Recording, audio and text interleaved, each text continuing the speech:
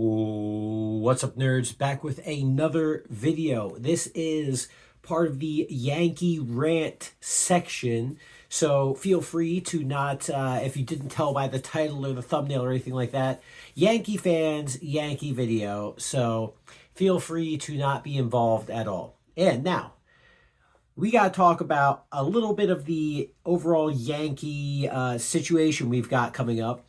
And we'll see how it all goes. We have kind of a big signing coming up, and it's going to be one of two things. It's going to be we're signing Japanese superstar pitcher Imai, or we are going to somehow get a disgusting deal on Cody Bellinger, even though all signs point to Imai or bargain bin. It's like, oh, well, there's this guy in AAA who looks like he's been good, and there's this other guy and all this stuff, and we're just going to see what the hell happens. But those are the big three options, because right now we are at $279 million total team cost, and we have Hal Steinbrenner saying that we're not going over 300. So we've got $21 million to play with, and now I know everybody immediately is going to go, at least I immediately went, well, maybe if we didn't give Trent Grisham $22 million fucking dollars and we gave him $15 million. I mean, it's funny, he was not an all-star, but he played like an all-star for a little while. And then we have Gleyber Torres, who we just got rid of, didn't even give him the league minimum, didn't float him anything, who got a $15 million deal, who was then an all-star. So it's like, could we have not gotten away with $15 million? And then that extra $7 million, imagine if we had $28 million, $27 million to go after Bellinger. I wonder if that qualifying offer for Trent fucking Grisham come back to bite us in the end. Anyway, the point is that it's looking like, let's say we get a $20 million for 5 years, $100 million deal or something, right?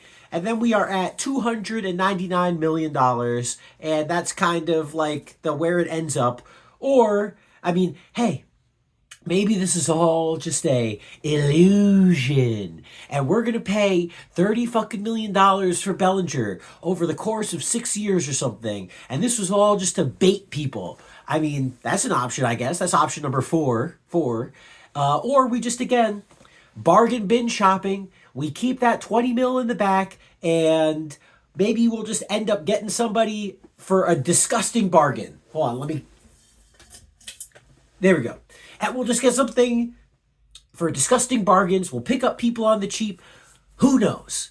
Or, again, we get a $20 million, $299 million payroll underneath the $300 million.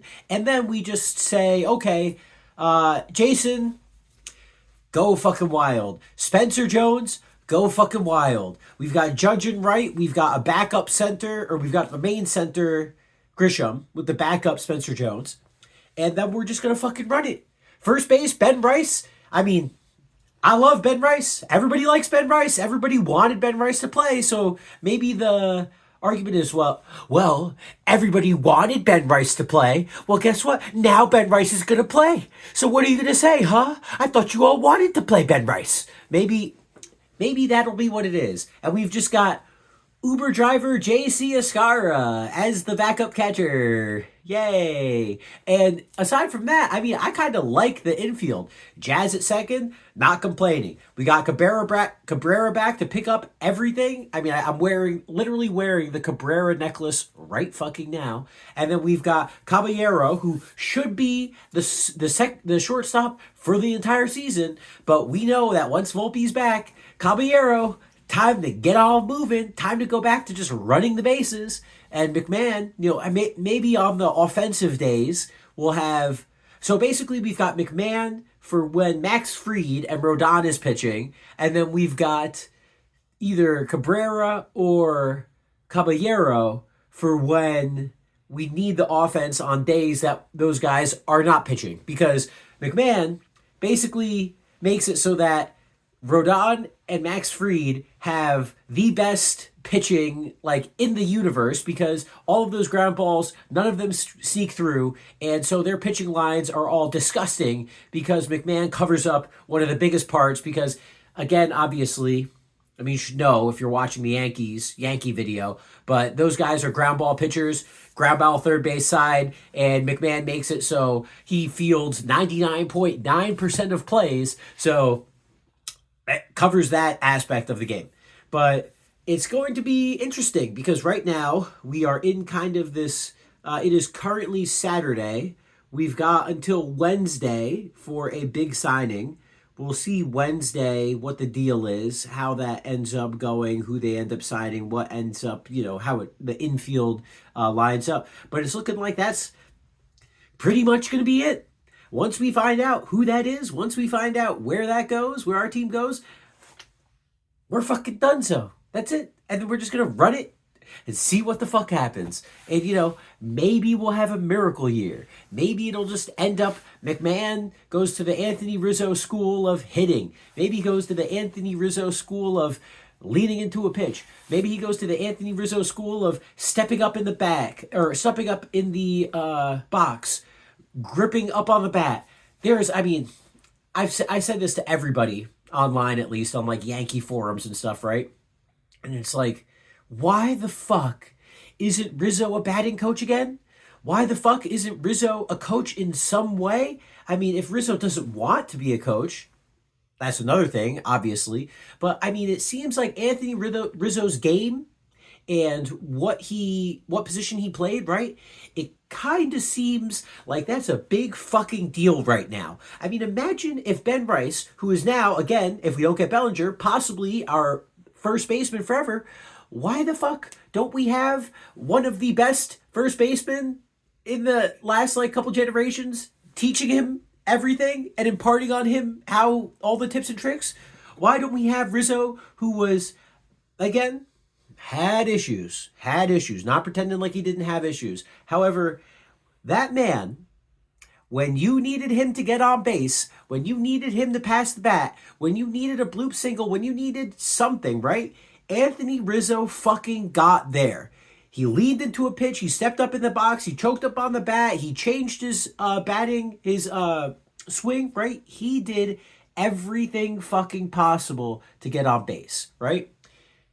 That's what we literally are looking for. We're literally looking at contact bats. We're literally looking at people that can win the foul game. Because, right now it's like, okay, if you are getting a pitcher into the 7th, 8th, 9th ball during that at-bat, if you are not getting on base and somehow, whether it's a walk or a missed pitch by the pitcher, you're fucking up. You're fucking up big time. Like, that's something that the Blue Jays were so good at. They would foul off balls forever until you messed up, and then they would get a bloop single or they would take a walk, right? That was their game. That is literally what Anthony Rizzo is good at. Why don't we have him why don't we have him on the team? So maybe McMahon has done nothing but spend this time learning to foul off balls because he has his swing and he's like, okay, all I have to do is foul off balls, get deep in the count, and then they'll throw something that my swing is good against or something. Maybe he'll have a great year. Spencer Jones, maybe it turns out that him playing with Judge, his strikeout rate will go from 35% to 20% because Judge, who has the same swing, will go, okay, you need to learn this, focus on doing this, focus on this timing, and then you'll be able to hit just like me or more similar to me. Who knows? Maybe that's what'll happen. I pray that's what'll happen. I guess that's what they're praying will happen. But it's going to be an interesting week, and I'm praying for the best. And that's my little Yankee rant video. We'll see how this all plays out. Hopefully, this video will age beautifully, obviously, but it'll probably age like milk. Smoke grass, eat ass, be excellent to each other. I will see you in the next video. Deuces.